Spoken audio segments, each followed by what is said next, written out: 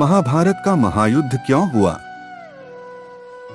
कुरुवंश में जन्मे धृतराष्ट्र तथा पांडु जो राजा भरत के वंशज थे, जिनके नाम पर इस युद्ध का नाम महाभारत पड़ा था।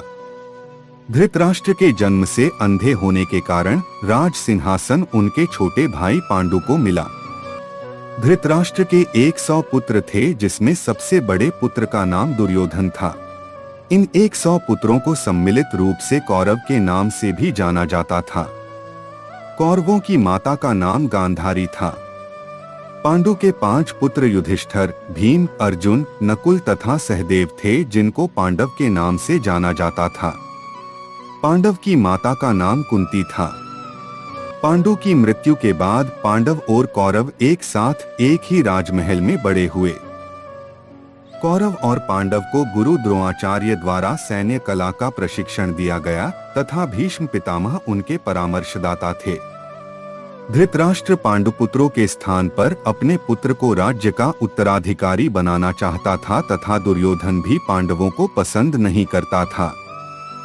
इसलिए दुर्योधन ने धृतराष्ट्र की सहमति से पांडवों की हत्या का षड्यंत्र रचा। लेकिन पांडव अपने चाचा विदुर और ममेरे भाई भगवान श्री कृष्ण के संरक्षण के कारण उनके षड्यंत्रों से सुरक्षित रहे। किंतु अंततः चतुर दुर्योधन ने अपने मामा शकुनी के साथ मिलकर पांडवों को चौसर खेलने के लिए बुलाया, जिसमें युधिष्ठिर ने अपने राज्य के साथ साथ अपने भाइयों और पत्नी द्रौपदी को भी दांव पर लगा दिया और सब हार गए। उस भरी सभा में दुर्योधन के भाई दुशासन ने द्रौपदी को निर्वस्त्र करने का प्रयास किया, लेकिन कृष्ण के दिव्य हस्तक्षेप से उसकी रक्षा हो सकी। अंत में पांडवों को अपने राज्य से वंचित होना पड़ा तथा 13 वर्ष का वनवास के लिए जाना पड़ा। वनवास से लौटकर युधिष्ठिर ने दुर्योधन से अपना राज्य मांगा, लेकिन उसने देने से मना कर दिया। अंत में पूरा राज्य न मांगकर केवल 5 गांव की मांग की, लेकिन दुर्योधन उससे भी सहमत नहीं हुआ। उसके बाद कृष्ण स्वयं पांडवों का संदेश लेकर धृतराष्ट्र की राज्यसभा में गए, लेकिन उनकी याचना अस्वीकृत हो गई, इसलिए युद्ध निश्चित था।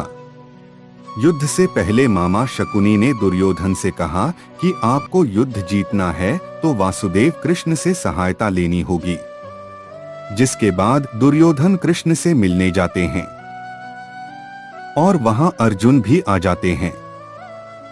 भगवान श्री कृष्ण दोनों की सहायता के लिए तैयार हो जाते हैं।